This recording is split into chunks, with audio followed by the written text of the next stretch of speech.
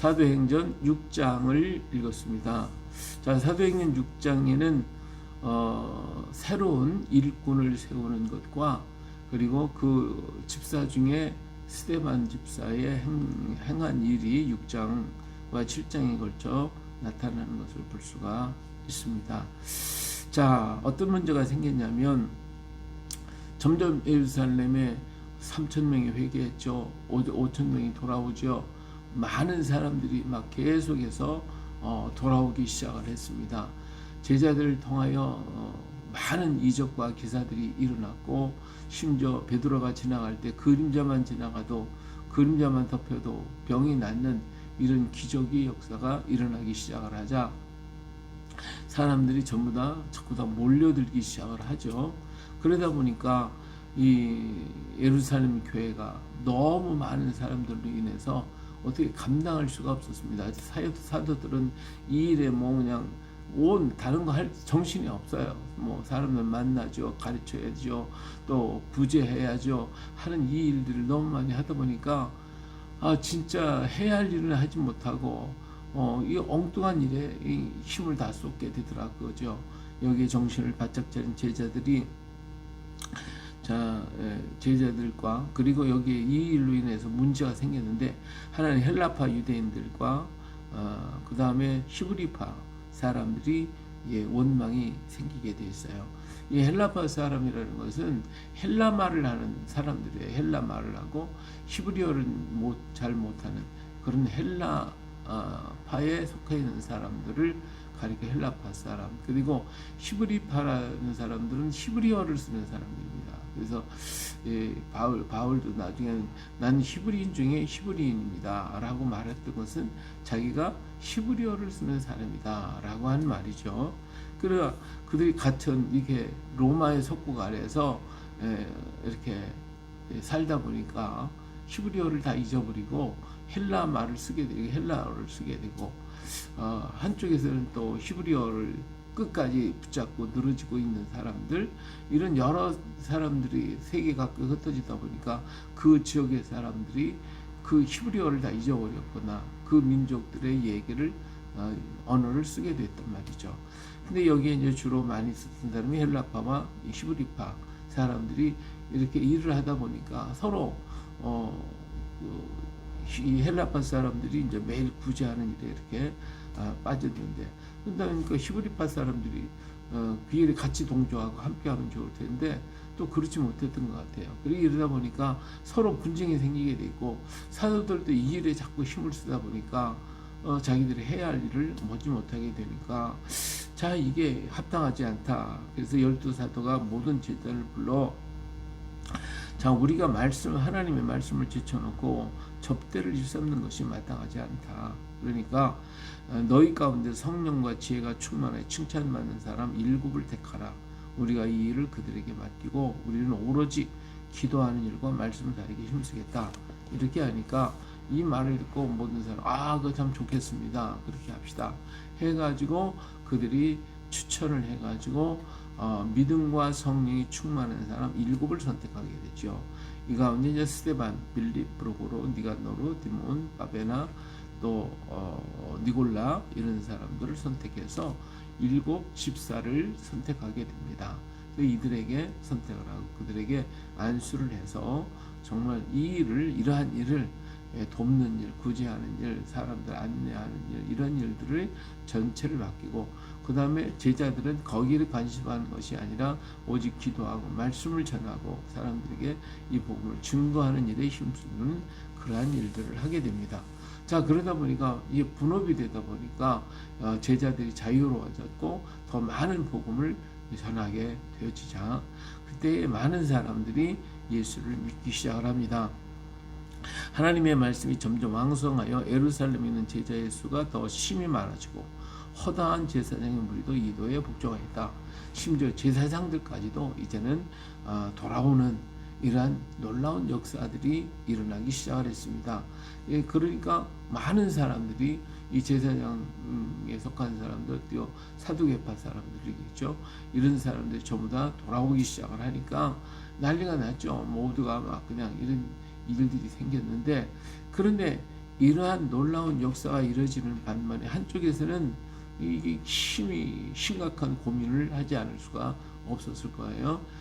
다시 말하면 이 사두개파 또 성전 맡은 대제사장들 이런 사람들을 생각할 때 이게 보통 일이 아니구나, 이거 굉장히 심각하구나 라고 하는 이런 고민을 빠지게 될 수밖에 없었을 것입니다. 자, 오늘 우리들이 모든 일을 행할 때에 이 모세가 이스라엘 민족을 이끌고 나올 때 광야에 끌고 나와서 그 사람들이 수백만이나 되는 사람들을 끌고 나와가지고 그들을 갖다가 일일이 맡아서 모세가 재판도 하고 그들을 인도해야 되고 하다 보니까 모세는 제대로 쉴 시간도 없고 제대로 잘 시간도 없고 그렇다가 모든 문제가 수월하게 해결되는 것도 아니고 모든 원망은 모세와 아론에게 다 쏟아지고 이렇게 어려울 때에 장이 들어가서 그렇게 하지 말고 각 10명씩 묶어가지고 그래서 10부장 그 다음에 그들이 다시 모여서 50부장 그들이 또 둘이 모여서 100부장 이렇게 해서 부장들을 그 1000부장 이렇게 만들어 가지고 전부 다 이렇게 분할을 해 가지고 어려운 조그만 문제 있으면 다 10부장에게 또 50부장에게 100부장에게 1000부장에게 이렇게 얘기를 해 가지고 그들로 하여금 문제를 해결하고 그들이 다 이끌어 가도록 만들어 놨기 때문에 모세는 또 자유한 자가 될 수가 있었던 것이죠. 그래서 모든 문제를 해결해 나갈 수 있었듯이 오늘 어떤 문제가 있을 때 그 문제를 이렇게 지혜롭게 분담을 해서 각각 맡아서 해결해 나갈 수 있도록 그렇게 한다고 하면 굉장히 수월하게 하나님 일을 더욱 아름답게 할 수가 있겠죠. 그렇기 때문에 서로 마음을 같이 하고 뜻을 같이 하고 힘을 같이 하는 사람들이 서로 일을 나누어서 함께 이루어가는 그런 역사가 있어야 되는데 이렇게 나눈데도 또 불만을 가지고 뭐 내가 더 맡았느니 못 맡았느니 하면서 또 분쟁하다 보니까 이 문제가 생겨지는 거거든요. 오늘 우리는 이렇게 맡겨졌을 때 자기 것은 다 내려놓고 그리고 전체가 어느 부분에 있든지 그 일에 같이 힘을 쓰는 자가 되어야 합니다. 하나님의 성전 안에 많은 기구들이 있었어요. 큰 기구, 법궤, 그리고 떡상, 그리고 촛대 이런 것들은 굉장히 크잖아요. 그런데 그 안에서 일을 할 수 있게 하기 위해서는 그 촛대의 불똥을 갖다가 제거하는 불똥 그릇도 필요했고 그 다음에 집게도 필요한 거예요. 불똥을 집어내기 위해서 이런 여러 가지 작은 잡대한 것이 있어요. 재단에 있는 쓰레기를 치워야 되고 재를 치워야 되는 부삽도 필요하고 부직개기도 필요하고 이런 게 다 있어야 되는데 나는 왜 촛대가 안 됐습니까? 나는 왜 떡상이 아닙니까? 왜 나는 부직갱이 노릇 해야 되고 나는 부삽 노릇 해야 됩니까?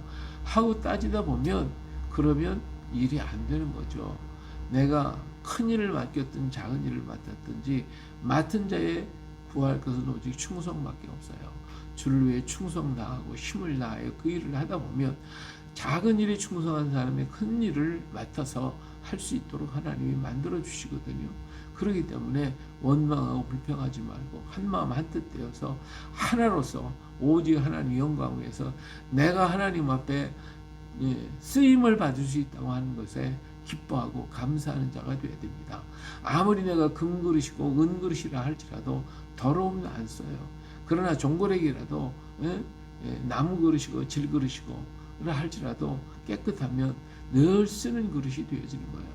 우리가 크게 큰 것이 됐다가도 더러워져서 쓰지 않고 버림받는 사람보다는 작은 종고래기라도 되어서 정말 하나님의 손에 늘 쓰임받는 그런 사람이 된다면 그게 행복한 것 아니겠습니까? 왜? 주님과 동행하니까 주님의 일을 하는 것이니까 우리는 기뻐하는 거예요. 예. 이것이 하나님 앞에 영광이고 나 자신에게 축복이 되어지는 것입니다. 큰 교회만 있기 때문에 그 사람은 하나님의 큰 보좌에 앉는 것이 아니거든요.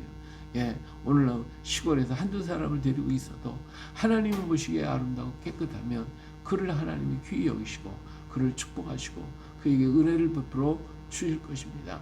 그렇기 때문에 우리가 주님을 위해서 맡은 바에 충성하고 그 일에 힘을 다하고 하나님을 사랑하게 된다면 그 일을 통하여 하나님은 더욱 영광을 받아 주실 것입니다. 자, 이렇게 해서 하나님의 교회가 부흥되어지는 많은 역사가 일어나는 일들이 일어나게 됐다. 오늘 나에게 주어진 사명 그 일을 정말 아름답게 지혜롭게 함으로써 더 하나님의 일이 더 풍요로워지고 아름다워지는 역사가 일어날 수 있기를 축복합니다. 자, 그 가운데 이제 스데반이 이렇게 은혜와 권능이 충만했어요.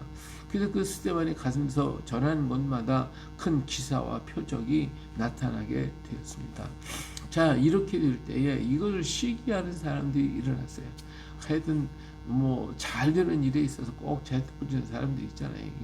이런데 여기 보니까 이른바 자유민들 즉 구레네 사람, 알렉산드리아 사람, 길리기아, 아시아에서 온 몇 사람들이 스데반을 더불어 논쟁을 시작을 했습니다. 그러나 스데반은 지혜와 성령에 충만해서 정말 그들이 아무리 공격을 해도 그것을 막아내는 이런 놀라운 지혜를 가졌단 말이에요. 성령의 강한 역사를 가졌어요. 그러니까 이렇게 하다 보니까 이들이 모세를 섬겨 모세의 율법을 따르고 모세를 따라가라고 이런 얘기를 한다고 하면 그들이 율법에 속해 있기 때문에 율법주의자들이 뭐라 알겠지만 예수님이 십자가에서 자유함을 주셨음을 가서 얘기를 하다 보니까 이 사람이 뭐라 해서 이 사람이 모세와 하나님을 모독하는 말을 하는 것을 우리가 들었다 하게 들어노라 하게 하고 그러니까 조금만 비슷하면 갖다가 뭐 그걸 갖다 빗대어 가지고 막 그냥 선동을 하는 사람들 있잖아요.